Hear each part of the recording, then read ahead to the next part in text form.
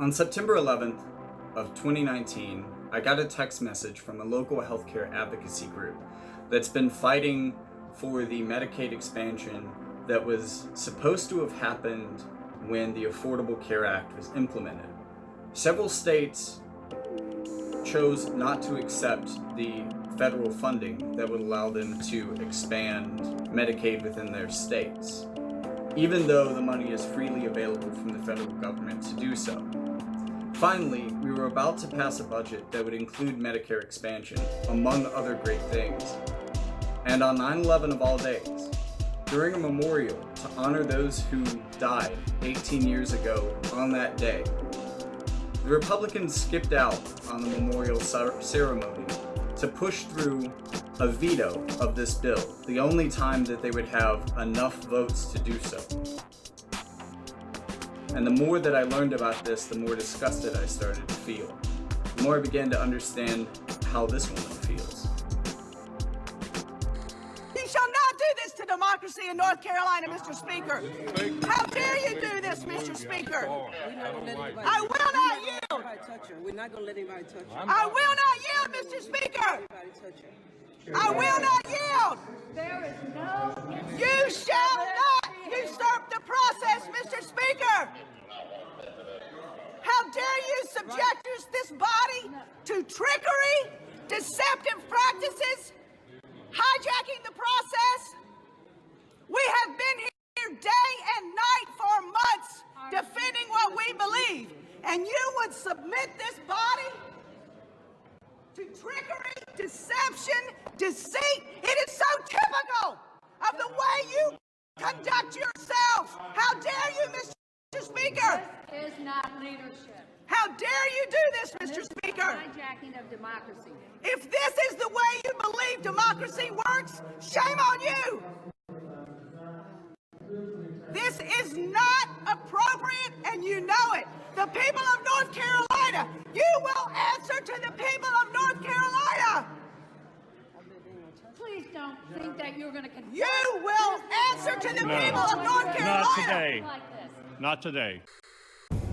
Hello, good morning. It's obnoxiously early on September 12th, and that's why I'm having to use my internal lights in my car for you to see me. I'm about to head out to something very important, and you're going to hear more about it as the day goes on. So, wish me luck. She was also in the chamber during the protest. It wasn't a surprise to me that they called for his resignation. It wasn't a surprise that people came out in droves this morning with very little notice. People have had enough. Have had enough. Butler believes House Republicans deliberately misled Democrats because they couldn't override the veto in a fair vote. So for part 2 of my early morning saga, the sun is now up. I went and visited the office of the group that I was supposed to be carpooling to Raleigh with for this protest, and either I have the wrong office or maybe people didn't answer, so they thought there was no reason in carpooling. I don't know. I actually responded a little later last night than I probably should have, and I don't even think they've seen my response, so I guess I'm gonna have to go myself. So I decided that I had to do something. I had to show up. So when I finally got there, I walk up to the Capitol building, and I hear the chanting from the other side. So I go around, and I manage to catch the tail end of the last speech. As long as we consider it just to balance budgets on the backs of the poor, you will never, ever know democracy. My friends, it's time to reclaim our democracy. It's time to reframe our democracy. And for that to be done, it's going to take we, the people, to fuse together. It's a simple technique, but we have to harmonize our spiritual energies or it won't work. Our power levels have to be exactly the same.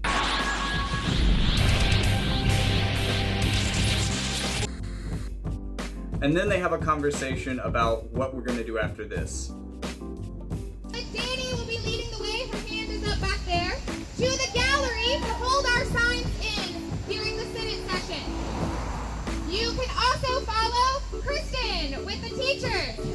delivering our resignation letter to Speaker Tim Moore.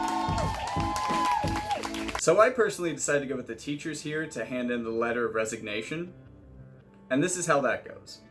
The attacks on democracy that we've seen. We were upset when we saw midnight budget bills be passed, right? So that nobody even had a chance to read them, to even know what was going on in the budget. We've been upset at every single step of this process. We were upset when they essentially staged a coup after Roy Cooper won and stripped some of his powers and stripped the Supreme Court of many of their supreme powers. So we've been upset at every stage of this process, and so we were really upset, obviously, yesterday at the usurpation of our democracy and this scoundrelly behavior by the North Carolina General Assembly to push through an anti-democratic vote by a group of people who came into power because of racist laws. Good news is Tim Moore is also upset, y'all. And he has decided that as a result of reflecting on all the mistakes that they've made over the last 10 years, all of the racist attacks on our democracy, he's decided today that he is going to resign. We have the letter right here that he's written. We're going to go to his office and we're going to ask him to sign it just to make it formal. So I'm going to pass to Christabella and have her read the letter that Representative Moore has already written and prepared for this special day. To the people of North Carolina, please accept this letter as notice of my resignation from my position as Speaker of the North Carolina House of Representatives effective immediately. Since I accepted this position in 2015, I have repeatedly abused my power in order to undermine our democracy and betray the people of this state. I have done this in service of an anti-democratic movement led by the Republican Party, which has sought to use racism as a tool to weaken and divide North Carolinians for the benefit of the wealthy and powerful. I have gutted our public schools through underfunding and privatization. I have refused to expand Medicaid, though it could have been expanded at little cost to our state, and such an expansion could save lives. I have dismantled environmental protections. I have led attacks on women and LGBTQ people, and I have funneled more and more money into the hands of the rich through tax cuts that would starve our public services. I was aided by a rigged system of racist voter disenfranchisement, which I helped to create through extreme partisan gerrymandering, attacks on early voting, and same-day registration, and proposed voter ID laws. When our party suffered a setback in the 2016 elections, we aimed to strip the incoming governor and the Supreme Court of their powers. When the deep unpopularity of our policies became too glaring to be debated, we voted on a Republican. We passed our budgets in the middle of the night. Truthfully, I didn't think we could stoop much lower. But when the people mobilized against us and broke the GOP supermajority in 2018, we had to resort to outright lying and manipulation to enact our agenda. Earlier this week, I even shocked myself when I deceived members of the General Assembly and scheduled a surprise veto override vote in the absence of most of the Democratic members of the House. After this latest embarrassment, I have finally realized the error of my ways. I cannot, in good conscience, continue to serve in my position as Speaker. I have caused needless suffering across North Carolina, but now I resign in the hope that we might still salvage a better future for our state. Sincerely, Representative Tim Moore. And it's at this point that my phone dies, so the rest of the footage that I have is from other people. Unfortunately, I never got that extra video that people were live streaming during the event. It seems like a lot of the live streams went to a closed group, and unfortunately, over the last 4 days, these liberally minded folks haven't approved my request to join their group. Maybe it was because on the questionnaire I told them I was a democratic socialist? Well, as I was uploading this video, the group admins finally decided to approve me as a member, so I could finally see the link that I had been waiting on for 4 days. What is this? Wait, this doesn't play. What's going on here? Oh my god, why did I wait 5 days for this? Ah! Well, whatever. The video will go on.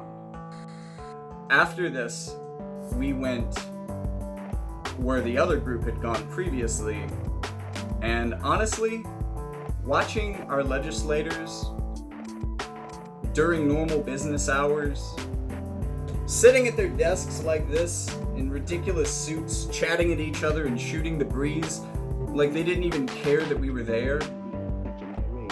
Talking amongst each other like fourth graders on recess. These people were the people who were at work implementing our democratic will as a people. And this is how they were doing it, by acting like a bunch of fourth graders.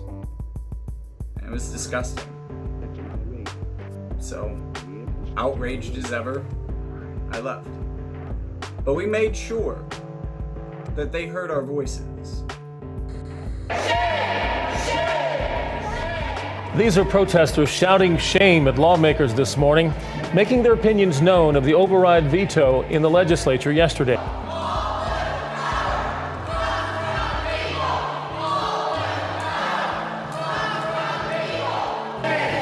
We ask your blessings on this House. Representative Craig Horn was delivering the day's prayer when he was nearly drowned out by the protesters outside the room chanting shame. Horn was disappointed by the breach of decorum, but not surprised. He said people have a right to protest. These are highly emotional times, not just with this, but the times. And when the redistricting happens, and the districts are again fair and not skewed for the Republican Party, maybe we have a very good opportunity to vote a lot of these bastards out of office. And maybe they know that, and that's why they're throwing this Hail Mary pass right now before the redistricting can happen. But it made me feel good today to see this many groups in action, defending North Carolinians' rights, including our right to the health care that was afforded to us under President Barack Obama. So, thank you for helping us defend democracy in North Carolina. And I hope that this inspires you to defend democracy where you are. Get out there and make your voices heard.